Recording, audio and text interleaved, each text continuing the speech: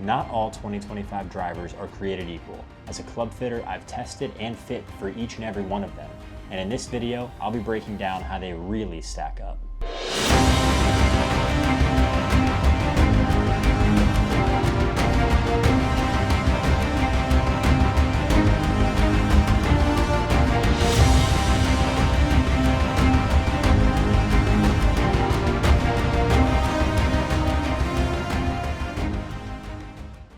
As a club fitter, I get to go in every day and see every type of swing, from your high handicaps to your low handicaps, to your drawers, to your faders, and everything in between.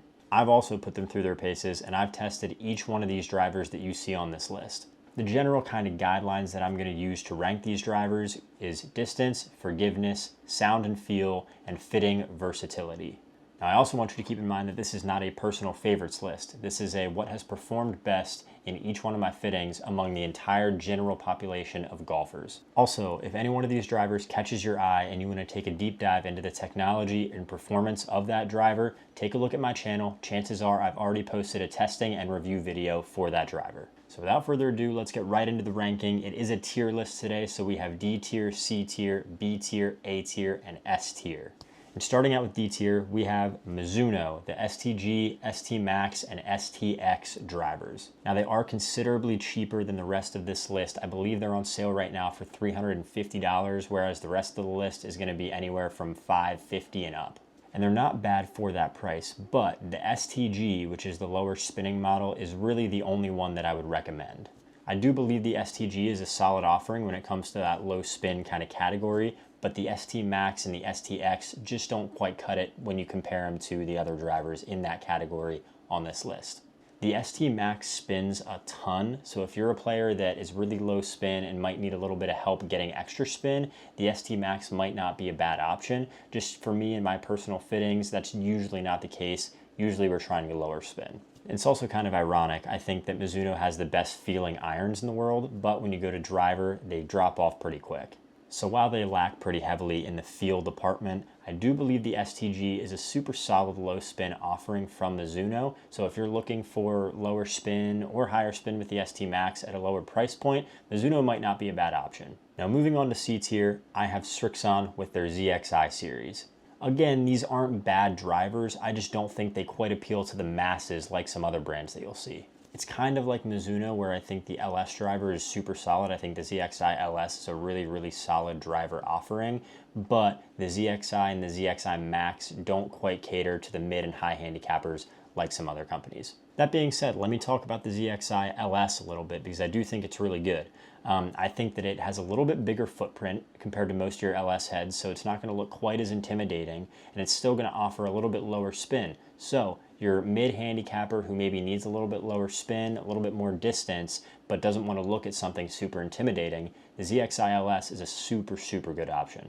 And the Max is actually a very forgiving head, but it is much, much higher spinning than some other Max heads on this list. So because it's forgiving, but not necessarily long and forgiving, it's going to keep Srixon in the C tier. With that being said though, Srixon woods are definitely on the rise, so keep an eye out for them in the future. Now moving on to B tier, and this is where I might shock some people, I have Callaway with their Elite series. I'm not in love with the Elite series drivers as a lot of other people out there. Now, they're definitely still on the upper tier of all drivers out there. However, for me and in my fittings, they just don't really stick out anywhere. For example, the Triple Diamond is fast, but there are other drivers out there that are just as fast and offer more forgiveness. Then the Standard Elite is forgiving, but there are other drivers that are just as forgiving and longer. So while they are really good drivers, there's nothing to really complain about. I just don't think that they shine or do anything necessarily better than the drivers that are in the A or the S tiers. Now with that being said, the shining star for the Elite series this year is, for me, definitely the Triple Diamond Max. It does a really good job of combining some of that speed and length of the Triple Diamond version with some of that forgiveness of the Standard Elite. And for me, it's definitely been my most fit for driver in the Elite lineup this year.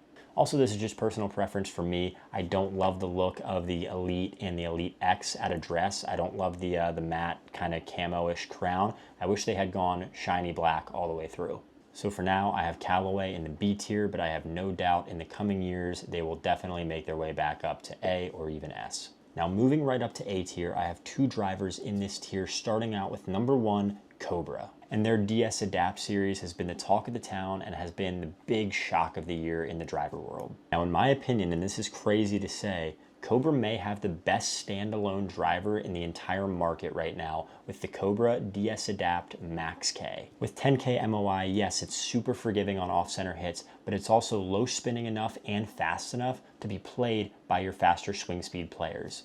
And of course, I have to talk about the new Future Fit 33 technology. Their new neck sleeve has 33 unique loft and lie settings, each one doing something completely different. Now I thought it was a little gimmicky at first. When I first heard about it, I was like, they're just doing it to say they have the most of something.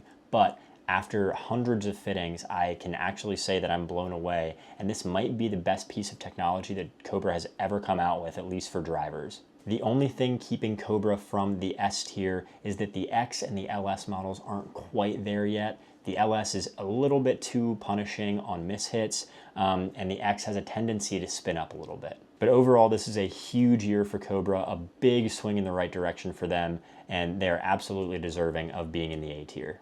Now the second slot in the A tier is going to go to Ping with their G440 driver lineup.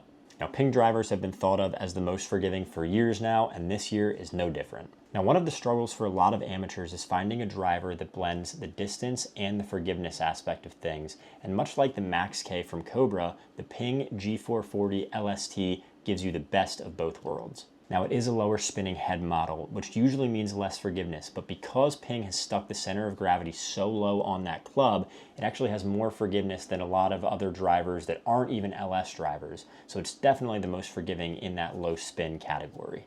Now it is also important to note that in an effort to gain club head speed and gain overall distance, Ping's stock shaft on the LST is 46 inches, which is a ½ inch longer than pretty much every other company. So just know that, and if you want to order a standard length driver, order it a ½ inch short.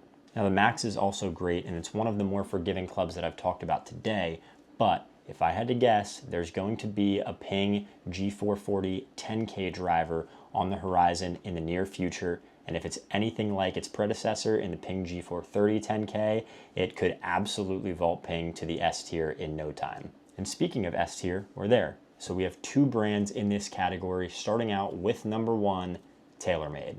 As I'm sure you know, they are on the QI35 driver lineup, and I've been blown away by the consistency of each one of these drivers. I currently game the QI35 Max, and during my initial testing, I could not believe how low spinning it was.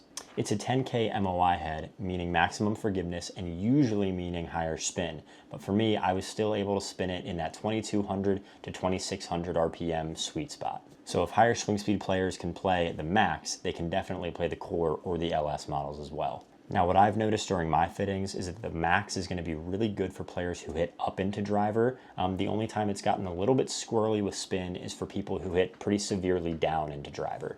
For you guys out there who hit down into driver though, the Core and the LS heads have been awesome, and it really just depends on ball striking which one you get fit into. The LS is going to be for your better ball striker, but also on the LS, I do think it's a little bit more draw biased than the QI10 LS, so that is something to keep in mind. But overall, I'm blown away by all three heads, and if you're in the market for a new driver, these are all ones to consider. And last, but certainly not least, our second brand in the S tier, we have Titleist with their GT lineup. A seamless thermoform crown, split mass construction, a speed ring with variable face thickness. What does all this mean? One word, speed.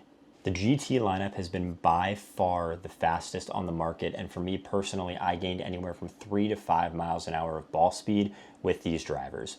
Now they don't offer anything with 10K MOI, so they might not be quite as forgiving. However, the GT1 and GT2 are plenty forgiving, and the GT3 and GT4 are your low spin monsters. Now the GT2 and GT3 are probably going to be what the high majority of golfers out there get fit into, and in my opinion, the GT2 is probably the best overall mid-handicap driver on the market. Then the GT3 has a sliding weight that can change the center of gravity, meaning it can really be custom fit to change the shot shaping preferences for your better player. So overall, I'd say Titleist probably has my pick for best driver series of 2025, but as you can see, there are a lot of good options to choose from. Now, at the end of the day, the best driver is the one that matches your swing. For you, that might be Mizuno, that might be Titleist, or any of the brands in between.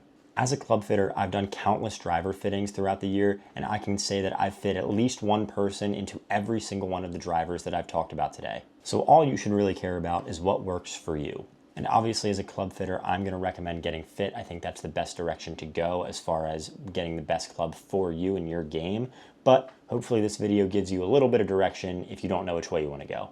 If you're shopping for a new driver, like I said, I've probably done a full in-depth review of that driver that you're looking at on my channel, so be sure to go and check those out. And let me know, which driver do you think belongs in S tier this year?